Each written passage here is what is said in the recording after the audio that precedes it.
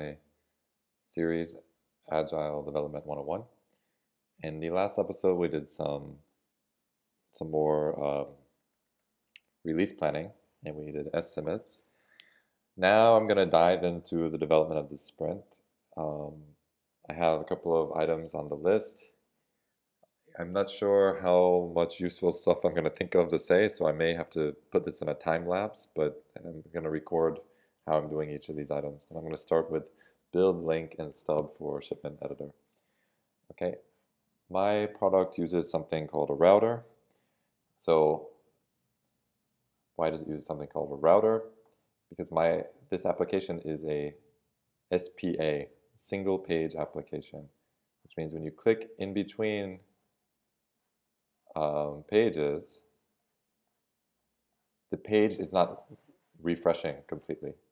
It's all within the same initial page load that everything appears and disappears, which is what's called a single page application.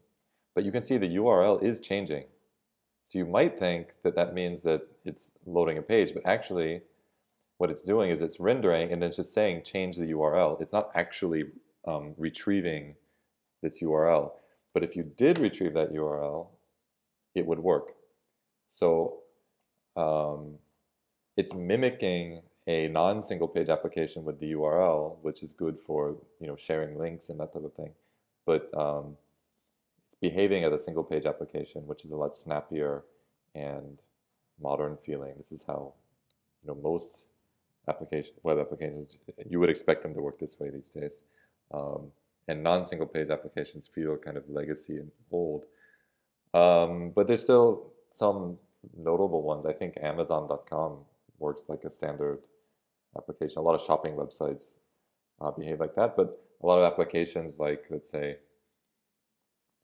Google Drive or all the Google applications, almost every Google application, even Google Search, I think, is a single page application. In fact, they're on the next evolution of that, which is a, what do you call it, progressive web app, meaning you can actually have no internet connection and it can function, a great deal of the application can function with no internet connection at all. I have implemented a few of those things here, but I'm not fully into it yet. It's still an exploratory idea. Anyway, all that is about having a router, and the router is basically saying, if you click on this thing, then render this stuff and change the URL to this. Or if the URL is this, then look for this part of it, grab the customer that applies to that code, and render this thing. So it works in one of two ways depending on what's happening, whether I'm refreshing the page or whether I'm clicking on something. Okay, and so why am I talking about the router? Because I need to connect these things using the router to what will look like a new page, but it's actually really just a component being rendered in the single page application. So I have it, I think in main.jsx, I have all my routing. Yeah, so I have a browser router, and what it does is it waits for some initial load, and then it goes and it routes everything.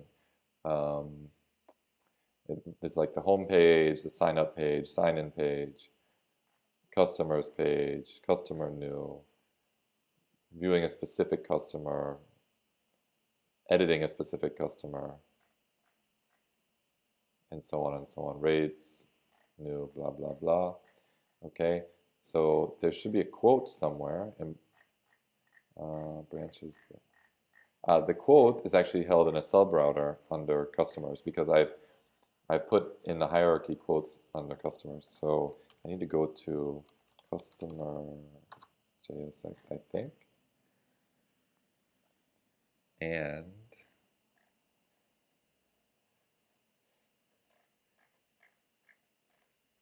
yeah, so here's all the quote stuff. So this is naturally where my shipment things are going to go into, I think. Yeah, so it's going to display the customer up top, and then below it, it either displays a customer list, which is what it's displaying now, or if I click here, it displays a quote, Or if I click here, I want it to display a, um, what do you call it, a shipment. For the rest of this video, I'm going to speed it up just because the development may not be so interesting. Of course, you can always ask me questions, and I'm happy to answer any of those as they come.